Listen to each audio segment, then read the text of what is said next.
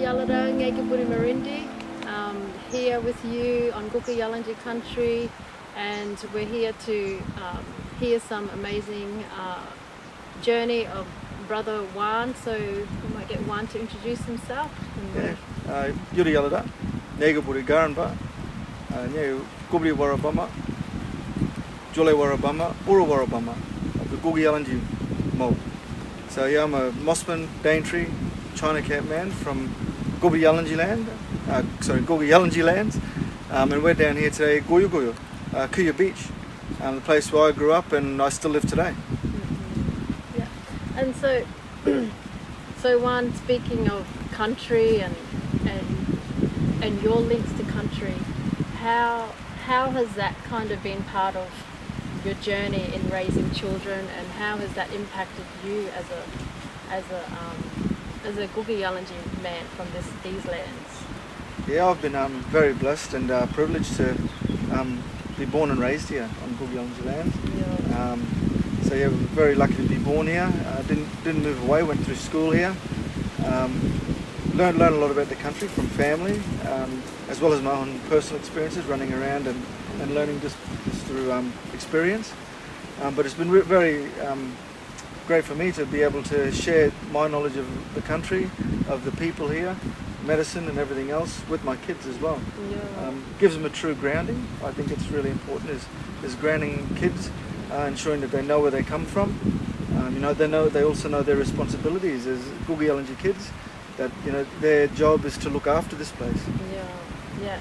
And so you it's just something that you grow into. It's not something that you plan. It's just something that you kind of just move and flow with it, and know that that's got to be.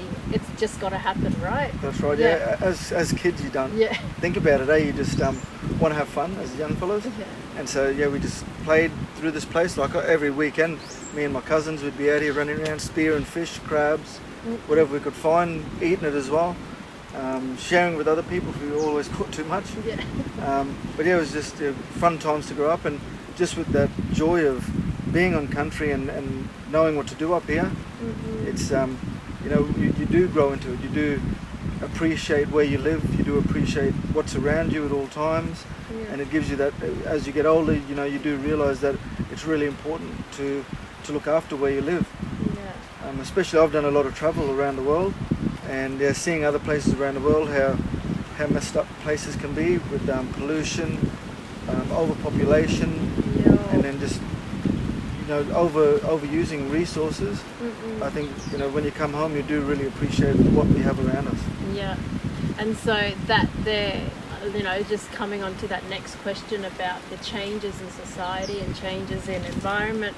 How has these challenged you to better your process and give you, or hindered your process at all?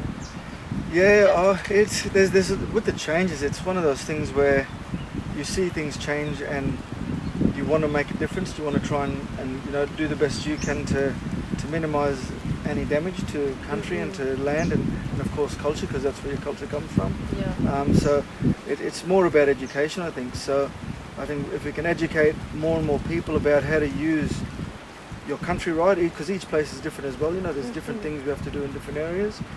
So by learning and teaching people about what to do with these places, I think the next generation have a chance of bettering the way we live, and looking after what's still there. And if we can look after it, if you don't damage it and you look after it, the country can bounce back really quickly if you have the right people managing it and looking after it. Yeah. And speaking of teaching, that's kind of your role, just as a father, but also as your line of work.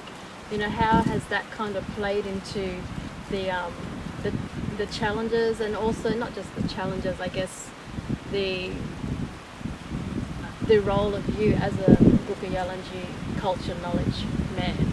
Yes, with my work I've been really lucky. I didn't have to move away. Yeah. A lot of people have to move away and find work. I was really lucky that with the help of my grandmother, she helped me get a job up in Daintree as a tour guide. And so tour guiding is one way of teaching people, and that's teaching visitors from around the world the beauty of the place that I live in, Yeah.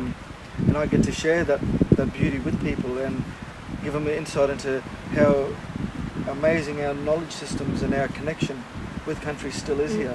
I think that's one of the cool things that we get to show people, this connection we have with country, how we see it from our eyes, not how white fellas think we see it. So I get to teach people exactly what my thoughts are about the land, the changes that I've actually seen in my lifetime. Yeah.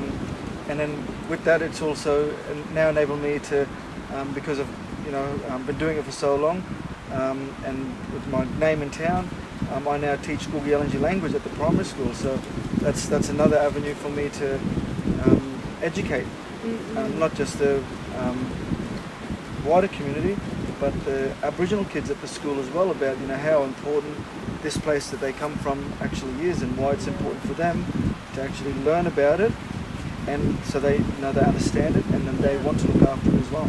Yeah, because when you speak of culture and sharing, culture kind of encompasses a whole holistic approach. It's not just about learning in a classroom, right? So you kind of, how do you kind of integrate our holistic learning in terms of stories and whatnot, Yeah, so it's quite a big part. So with the language classes, it's to start with basic vocab. So just giving them words, family, how to say hello, introducing himself. That's the basic start. And then once they can get those sort of things, then it's introducing them into places. So different areas. And then I also bring in some stories, because the kids seem to really connect with story. And then by teaching them the stories, it gives them an understanding of why certain formations that we have around the place that are quite well known, why they're so special. And then once they learn it, it's not just the specialty of that land, but it's also moral teachings as well. Yeah. So not just how to treat the land right, but how to treat each other right as well. Yeah, and that's I guess our goal now, and our goal from even before we were here, right? Just to be able to keep that ongoing, that respect for Bubu, respect for land, respect for everyone that roams this land. Yeah. And that's, you're nailed on the head. The main thing is respect. I think over the years with Western cultures and ideals, they've taken over the way our people have actually traditionally think.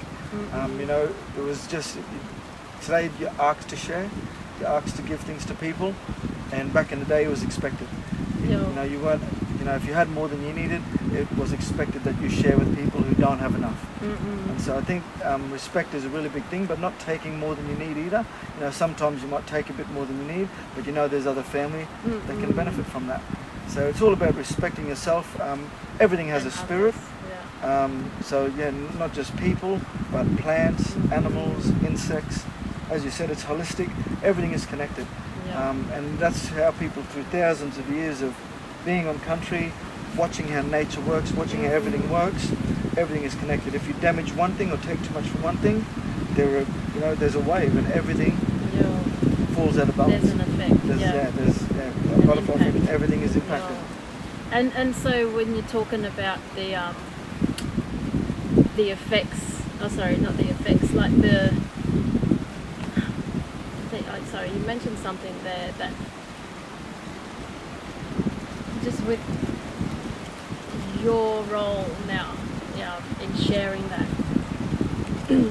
what are some examples, of what you've worked, what's worked and what hasn't worked in terms of bringing that sharing to the now sort of thing? Yeah, I think everything works.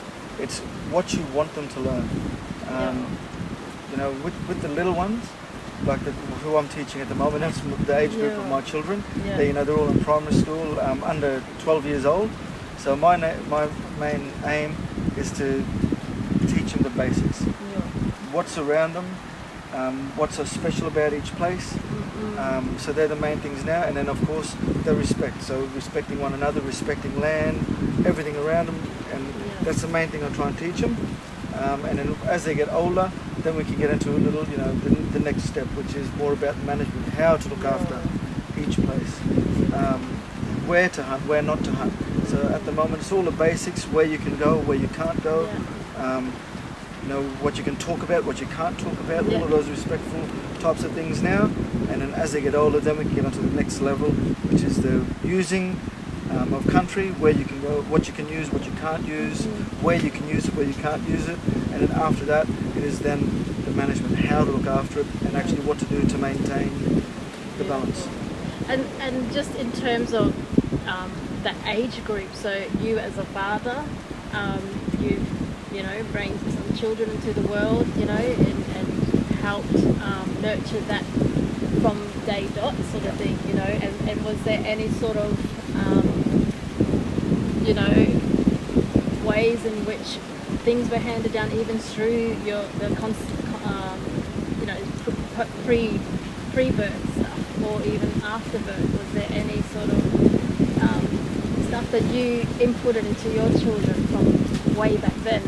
So some of the stuff that I've learned, when it comes to pre-birth stuff, there's not a lot I could do about that. That was all a learning experience for me, because it was women's business. I did hear a handful of stories from my grandmother about the changes that women go through and so on, but personally as a man I could never understand it, so it was more about just trying to be a support person for my better half. So that was quite a learning experience. I think you nailed that, for the better half. It was more of just a learning experience for me, and understanding what actual women have to go through, and you do grow a lot of respect for what women have to deal with during childbirth. I was there for all 4 of mine, so it's a life-changing experience. But after birth, from the beginning of my kids being born, I try to introduce culture to them. So from the beginning, it was their names. All of my kids have language names. My boys I've named after places, and of different things in country, and my girls I've named after family members. So they all have the connection to different places, and then with that also I've brought their placentas on the country, and all of my kids have their placentas placed back in country from the old original childbirths that happened. Of course I had to bring it from the hospital and bring it to country, where in the early days when people were born on country, their placentas were hung in the closest tree, where I've brought the placentas from the hospital, and I've chosen particular places that I think that suit their characters. So all of my kids have a place, and that's also a thing about connecting them to land. So with my children, they are now connected, so I bring them back regularly to all of their areas, show them where their trees are, and explain about why it's important that they know where this place is, so they also become responsible for that place. So when they become men and women themselves, they can look after it. And by that I mean I've now got to teach them all of the different stories for all of their particular areas, so they can learn about it, and they know when they're adults how to look after it, how to manage it, and they're the appropriate people to talk for each of those particular areas. Beautiful. And I think you're talking about those challenges and the changes.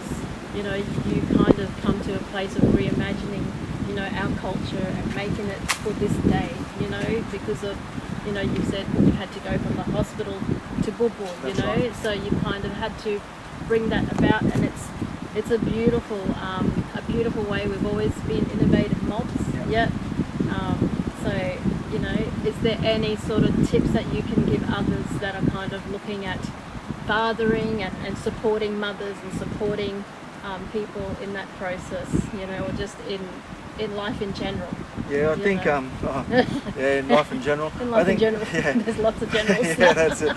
I think if you plan to have kids, or if you do end up, as men, if you do end up getting a girl pregnant, be there for the kid. No matter if you get along with the girl or not, be there for the child, because you've just brought a spirit into the world, and you want that spirit to be balanced.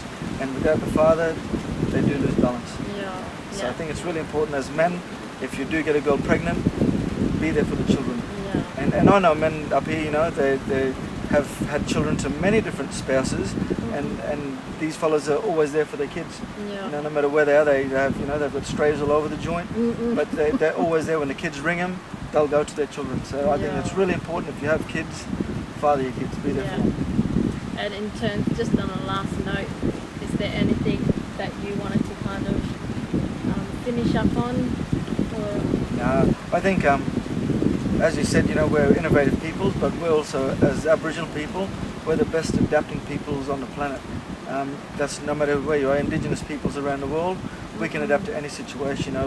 Pre-settlement and thousands of years ago, our people adapted to climate changes, ice ages and sea levels rising, all of those different things. And then when white fellas came, we've adapted to living in a Western world.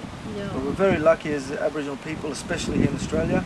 We've adapted to living in a Western world, but we still hold on, and we still know a lot of, knowledge of how our ancestors used to be. And I think that's really important. Is don't forget that. Adapt, change, and and find that balance. Find that balance between practicing your culture and surviving in this modern world. Beautiful. Well, thank you, Brother, for joining us today, and we really take on board some of the thoughts and wisdom that you have in sharing our culture to our babies and our children right through. So, Thank you, Yalda. Thank you.